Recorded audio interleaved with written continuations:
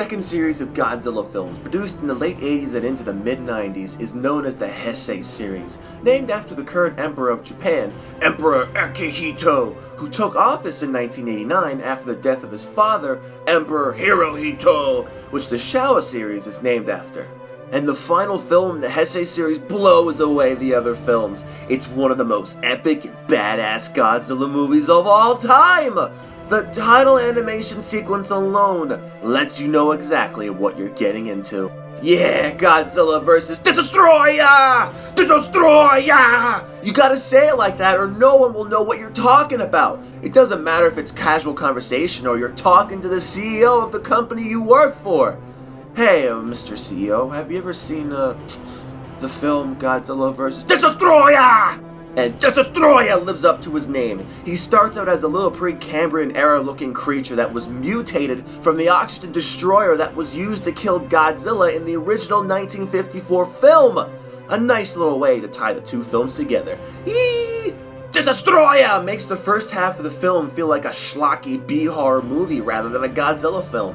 He begins as a near-invisible tiny organism, eating fish from the inside out.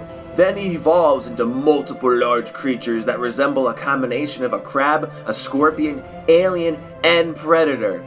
It's awesome. These creatures congregate to an industrial building and special forces try to take them out, but they get overwhelmed and obliterated by Destoroyah's destructive laser beam. Ooh, what the hell is he shooting out that causes that?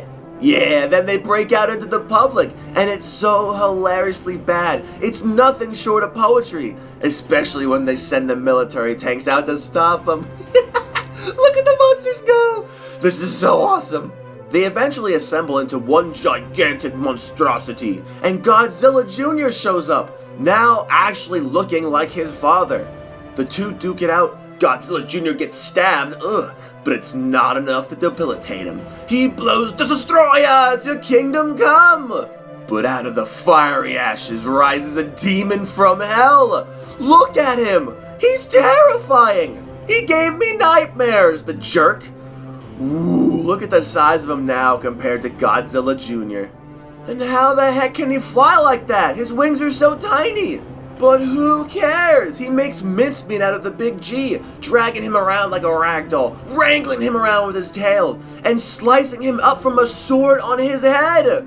Ooh, you have no idea how many times I've tried to imitate this move. I've got the bruises to prove it. It's so hard to do. Oh yeah, you see how the big G is now a multi-glowing red? Well, get this. This indicates that he's about to have a heart attack, but remember, he's radioactive, so his heart equates to that of a nuclear reactor. So his heart attack would be a total, literal meltdown, strong enough to not only wipe out everyone on the planet, but it would cause the Earth to explode! This raises Godzilla to godlike status, and the only way to minimize the damage is to freeze him with the Super X3, but only at the exact moment he has his meltdown. Miss this opportunity, and all of humanity is gone. No pressure, guys. In my Space Godzilla video, I half-jokingly pointed out how much this ESP character annoyed me. She cared about Godzilla more than humanity. But for this film, I'm definitely being serious. She doesn't want them to hurt the Godzillas. If they don't do something, he's going to kill everyone! What is wrong with you? Although I have to say, seeing Godzilla die, it's emotional and done with dignity and compassion. You actually feel sorry for him, and the music really emphasizes this emotion. It's really sad. I almost shed a tear myself. Almost. Believe it or not, this was going to be the final Godzilla film ever!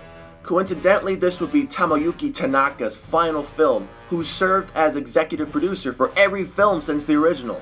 And it's music composer Akira Ifukube's final film as well, who created so many classic pieces of music. Maybe it's fitting to see some of the people who brought Godzilla to life would pass away with him.